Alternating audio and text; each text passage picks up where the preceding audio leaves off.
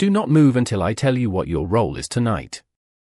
The voice of Ethan Blake cut through the silence of the upper floor of his Los Angeles estate with a calmness that carried more weight than any raised command, and in that moment Olivia Carter stopped mid-step in the long marble corridor holding a folded set of clean linens against her chest, her eyes slowly lifting toward him as she registered that this was not a routine instruction but something different in tone and intention.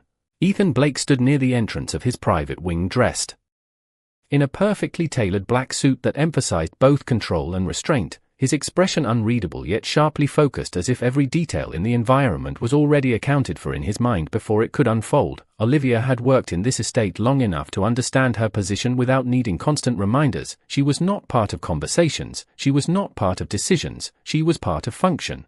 Silent and efficient, moving through spaces without altering them, but tonight the atmosphere inside the estate felt subtly shifted as if unseen pressure had changed the shape of the rules she had learned to follow. Behind Ethan stood Victor Hayes, his longtime advisor, observing quietly with the kind of caution that suggested even he was not fully informed of what was about to be decided. Ethan turned slightly toward the hallway leading into his private quarters and spoke again in the same controlled tone. You will remain in the room adjacent to mine for the night. The words were simple but carried implications that neither urgency nor explanation accompanied. Olivia hesitated for only a moment, not out of defiance but out of uncertainty because instructions that broke routine always required silent verification in her mind. Ethan did not look back to confirm her reaction. Instead he began walking forward into the private wing as though the outcome had already been accepted. The sound of his footsteps against polished stone was steady and unhurried, a rhythm that suggested authority was not something he exercised but something that naturally existed around him. Olivia followed at a careful distance, her steps quiet, controlled, and deliberate. The corridor leading into the private section of the estate felt colder not in temperature but in presence, as if fewer voices had ever been allowed to exist within it. Victor remained behind, choosing not to follow further, his expression tightening slightly as if recognizing that whatever decision had just been made carried layers not yet visible. Ethan stopped at the entrance of a minimal, dimly lit private suite where glass walls reflected the distant city lights, and for the first time he turned his head slightly toward Olivia as if acknowledging her presence not as staff in motion but as part of a structured decision. You will not be disturbed, he said calmly, and you will follow instructions exactly as given if they are needed. Olivia nodded once, carefully, her expression composed but attentive, not questioning because questioning without permission in this environment carried no value. Ethan stepped aside, allowing her to enter first, not as invitation but as positioning, and as she crossed the threshold into the space that was not hers and never had been meant to include her, she felt the subtle but undeniable sense that something inside the structure of her life within this estate had begun to shift in a way that was not yet defined, but would no longer remain unchanged. Inside the private suite of Ethan Blake's Los Angeles estate, the atmosphere was controlled, quiet, and deliberately restrained, as if the room itself had been designed to prevent unnecessary noise or distraction. Olivia Carter stood near the entrance holding the folded linens close to her body, her posture respectful and still, while her eyes carefully scanned the space without lingering too long on anything that might be considered inappropriate for her position. Ethan Blake remained a few steps inside the room, standing near a low illuminated table with a calm and composed expression, his presence filling the space without effort, not through movement but through certainty, the kind of certainty that made others adjust themselves without being told.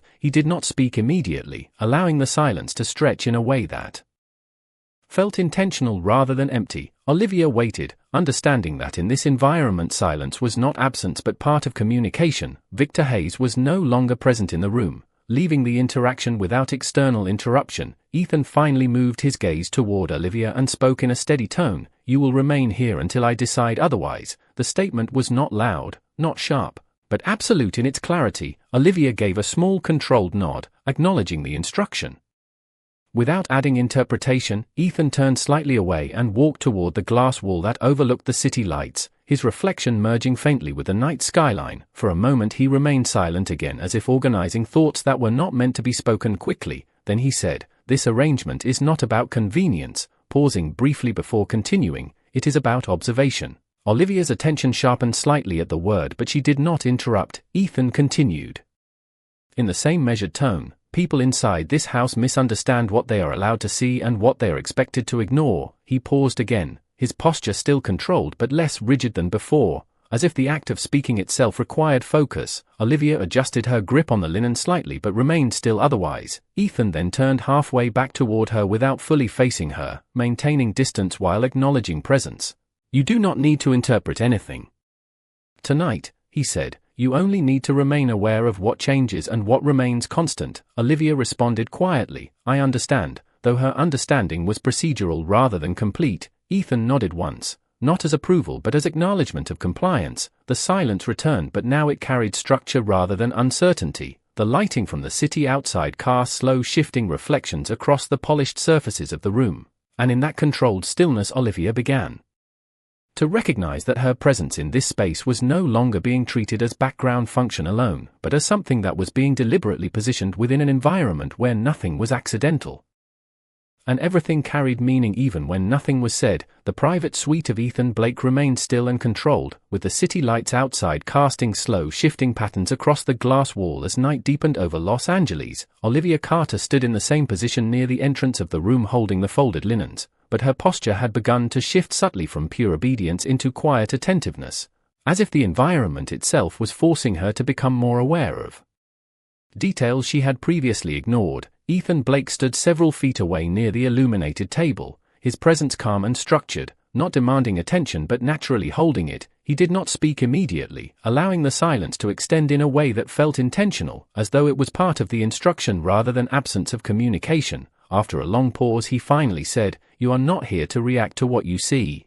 His voice remained steady and low. "You are here to recognize what others fail to register." Olivia listened carefully without interrupting, her expression composed but focused. Ethan turned slightly toward the glass wall again, his reflection merging faintly with the city skyline, and continued, "Most people assume understanding comes from explanation." He paused briefly before adding, "But in environments like this, explanation is often delayed or never given at all." Olivia adjusted her grip on the linen slightly, acknowledging the weight of the statement without responding verbally. Ethan stepped a few inches closer to the center of the room but maintained distance, ensuring the structure of space remained deliberate. "You will begin to notice that conversations in this house are layered," he said. "What is spoken, what is implied, and what is intentionally withheld." Olivia's gaze followed him quietly, her attention fully engaged. Ethan continued in the same controlled tone. "Your role is not to resolve those layers." He paused briefly. "Your role is to remain consistent in observing them without distortion." Olivia nodded once, small and controlled, signaling understanding without overcommitment. The silence returned again but now felt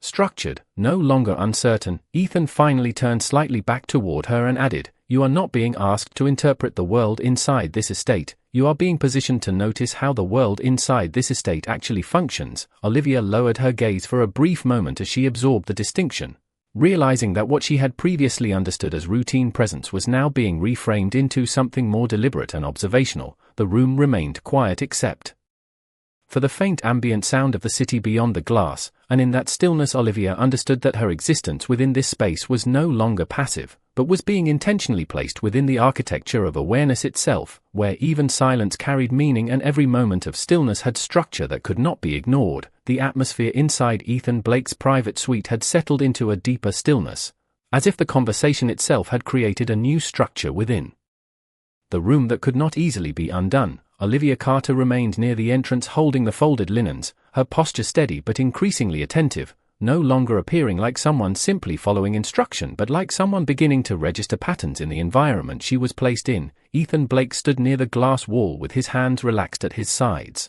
his gaze directed outward toward the distant city lights of Los Angeles, his expression controlled yet reflective, as if his thoughts were organized in layers rather than spoken linearly. After a prolonged silence he finally spoke again in the same calm measured tone. "What you will begin to notice is not change in behavior," he said, pausing briefly, "but change in consistency." Olivia looked toward him quietly without interrupting. Ethan continued, "People do not reveal themselves through what they say when they are aware they are being observed."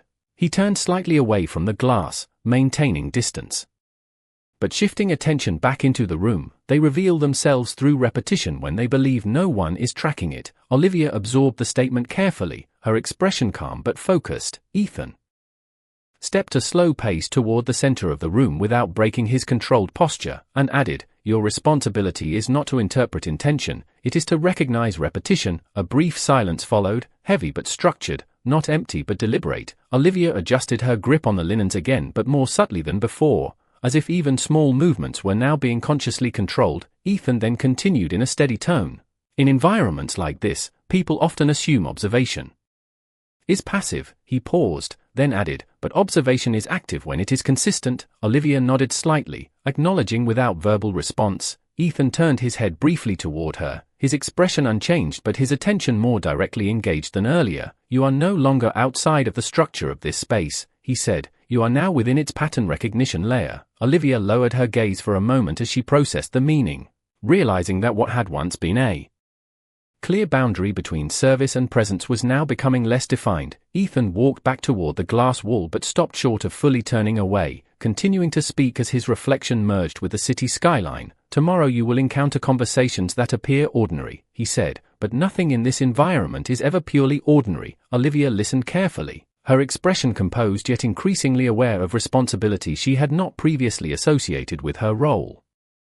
Ethan finally concluded in a calm, definitive tone, "You will not be asked to change what happens in this house, only to notice what others consistently fail to see." And as silence returned once more to the suite, Olivia understood that her position within this estate was no longer defined by physical presence alone, but by the expectation that even the smallest details she observed would now carry structural meaning within a system she was only beginning to comprehend. The silence inside Ethan Blake's private suite had deepened into something more structured than stillness, as if every word spoken earlier had settled into the architecture of the room and remained there, unseen but present. Olivia Carter stood near the entrance holding the folded linens, her posture steady and controlled, yet her attention was now sharper than it had been at the beginning of the night, no longer reacting to instruction but beginning to anticipate the meaning behind it. Ethan Blake remained near the glass wall overlooking the city, his silhouette partially reflected in the surface as distant lights of Los Angeles moved slowly behind him.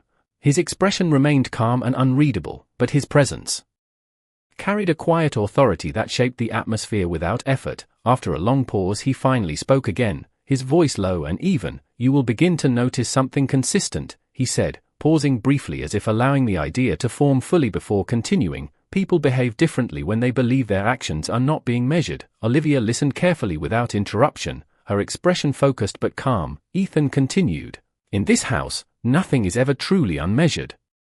He turned slightly away from the glass, maintaining distance but shifting attention back toward her presence in the room. "Even silence has structure, even hesitation has meaning." Olivia adjusted her grip on the linen slightly, acknowledging the weight of the statement without responding verbally. Ethan stepped slowly away from the window, moving toward the center of the room in a controlled and deliberate motion.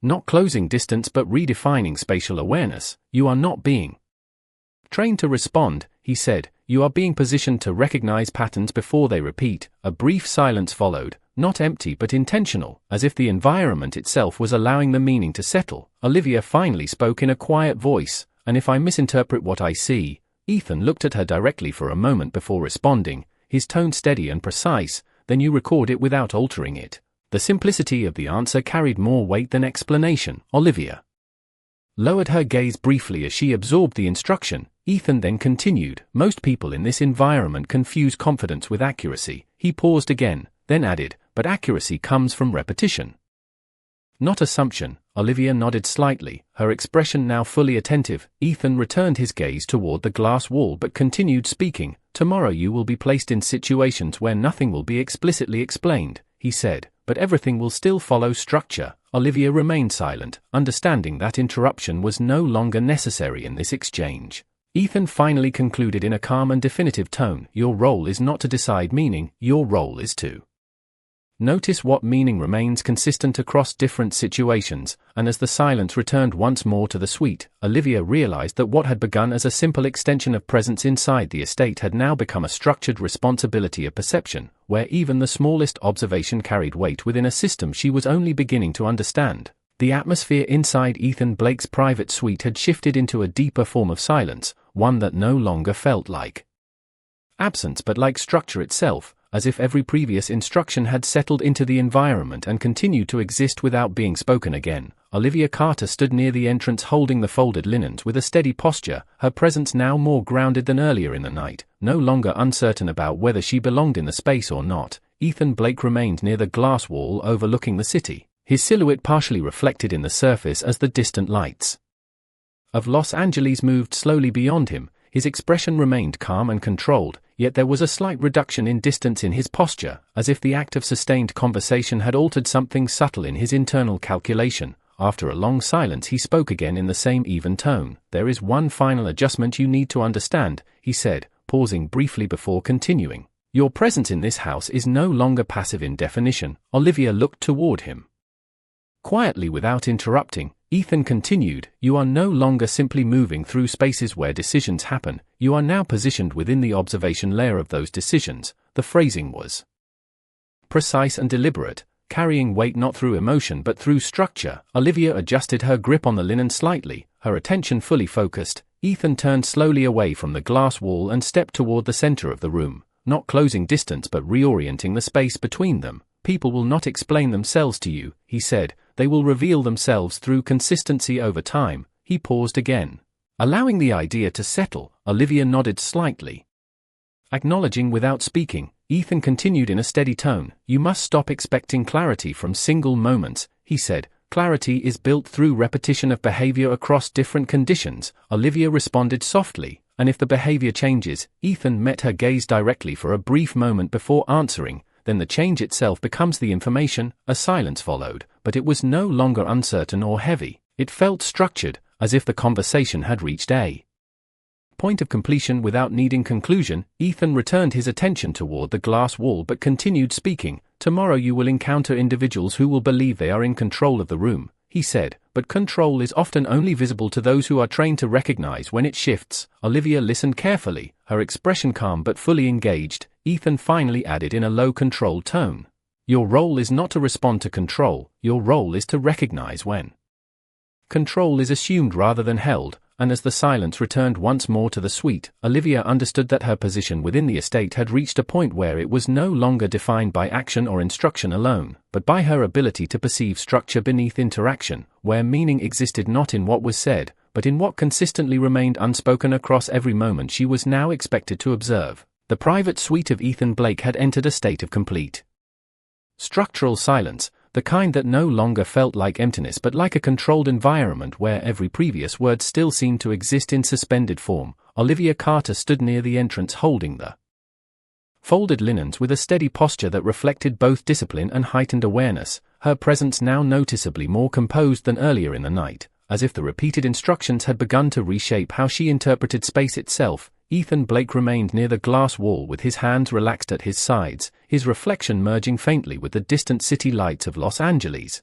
His expression calm and unchanged on the surface but carrying a subtle shift in attention, as though the conversation had moved beyond instruction into long-term observation. After a prolonged silence he spoke again in the same controlled tone. "At this stage you should begin to notice something more subtle," he said, pausing briefly before continuing. "It is not only what people do that matters, but what they consistently avoid doing." Olivia looked toward him without interruption, her focus steady. Ethan turned slightly away from the glass and began to move slowly toward the center of the room, not closing distance but adjusting perspective within the space. "Avoidance is often more reliable than expression," he continued, "because expression can be controlled, but avoidance is harder to maintain under pressure." Olivia absorbed the statement carefully, her grip on the linens tightening briefly before relaxing again. Ethan continued in a measured tone, "You will see patterns of hesitation, gaps in response, and inconsistencies in timing." He paused again, allowing the idea to settle fully into the silence. Olivia finally responded in a quiet voice, "And I am expected to understand those patterns immediately." Ethan looked at her directly for a moment before replying, "You are not expected to understand them immediately, you are expected to recognize when they repeat." The distinction was precise and intentional, carrying more structural weight than emotional meaning. Olivia nodded slightly. Acknowledging the instruction, Ethan then turned back toward the glass wall but continued speaking. "Tomorrow the environment will become more complex," he said. "There will be multiple conversations occurring at once, each with different intentions behind them." Olivia remained silent, listening carefully. Ethan added, "Your responsibility is not to separate them, but to observe what remains consistent across them. A brief silence followed where the only movement was the faint shifting reflection of city lights across the polished surfaces of the room. Ethan finally concluded in a calm and definitive tone, "People reveal structure when they are under pressure, not when they are comfortable." And as the silence returned once more to the suite, Olivia understood that her role had evolved beyond passive presence or basic observation, becoming instead a continuous process of recognition where meaning was no longer found in single actions but in the repeated patterns that emerged beneath them over time. The suite inside Ethan Blake's estate had reached a deeper stage of stillness, where silence no longer functioned as background but as structure itself, shaping how time felt within the room. Olivia Carter remained near the entrance holding the folded linens. With a posture that was now steady and composed, her attention no longer divided between uncertainty and instruction but focused on absorbing the rhythm of the environment. Ethan Blake stood near the glass wall with his silhouette partially blended into the reflection of the city lights outside, his presence calm and controlled, yet carrying the subtle weight of someone who had shifted from explaining to evaluating. After a long silence he spoke again in the same measured tone. "You should begin to notice a final distinction," he said, pausing briefly before continuing, "between what is performed and what is consistent." Olivia looked toward him without interruption, her expression focused and calm. Ethan turned slightly away from the glass and began walking slowly toward the center of the room, not reducing distance but repositioning awareness within the space. "Performance is situational," he continued. "Consistency is structural." Olivia absorbed the distinction carefully, her grip on the linens tightening slightly before relaxing again. Ethan continued in a steady voice, "Most people rely on performance because it is easier to control." He paused again, allowing the idea to settle. "But consistency reveals identity even when control is removed." Olivia finally responded in a quiet voice, "And I am expected to recognize consistency even when everything else changes." Ethan looked at her directly for a brief moment before replying, "Especially when everything else changes." The correction was subtle but deliberate, reinforcing the precision of observation over interpretation. Olivia nodded slightly, acknowledging the instruction without further question. Ethan turned back toward the glass wall but continued speaking. "Tomorrow you will encounter situations where nothing aligns clearly," he said. "Words will contradict actions, and actions will contradict intention." Olivia remained silent, listening carefully. Ethan added, "Your role is not to resolve contradiction, it is to record its repetition." A brief silence followed, heavier in structure than emotion. As if the room itself was holding the weight of the statement, Ethan finally continued in a calm and definitive tone, "People reveal their structure not when they are speaking clearly, but when they are under pressure to maintain consistency across conflicting moments." Olivia lowered her gaze briefly as she processed the meaning, then looked up again with steady focus. Ethan concluded, "You are no longer observing isolated behavior, you are observing behavioral systems." And as the silence returned once more to the suite, Olivia understood that her position within the estate had reached its most defined stage yet, where perception itself was no longer passive awareness but an active responsibility to recognize the underlying structure that governed every interaction within this controlled environment. The suite inside Ethan Blake's estate had entered a state of complete and controlled silence, where nothing felt absent yet everything felt deliberately restrained, as if the environment itself had absorbed every layer of instruction and held it in place. Olivia Carter stood near the entrance holding the folded linens with a posture that remained steady and composed, her attention now fully aligned with the rhythm of the space rather than her initial uncertainty. Ethan Blake remained near the glass wall with his silhouette faintly outlined against the distant city lights of Los Angeles, his expression calm and controlled, yet carrying the quiet precision of someone who had completed instruction and moved into observation. After a prolonged silence he spoke again in the same measured tone, "At this point you should understand the final principle of what I have been explaining," he said, pausing briefly before continuing. "Structure is not defined by what is present, but by what remains consistent when everything else changes." Olivia looked toward him without interruption, her expression calm but fully attentive. Ethan turned slightly away from the glass wall and began to move slowly toward the center of the room, not closing distance but re-establishing spatial awareness within the environment. "People believe they are defined by their actions," he continued, "but in reality they are defined by what they repeat without awareness." Olivia absorbed the statement carefully, her grip on the linens remaining steady. Ethan added in the same controlled tone, "You will now begin to see that repetition reveals more than explanation ever will." A brief silence followed, structured rather than empty, as if the meaning had been intentionally allowed to settle. Olivia finally spoke in a quiet and composed voice, and if what I observe contradicts what I am told. Ethan looked at her directly for a moment before responding, then you trust what is consistent over what is stated. The answer was simple but carried significant weight, reinforcing the shift from instruction to perception. Olivia nodded slightly, acknowledging the instruction without hesitation. Ethan turned back toward the glass wall but continued speaking. From this moment forward, your role inside this estate is no longer passive observation, he said. It is structured recognition of behavioral patterns across time.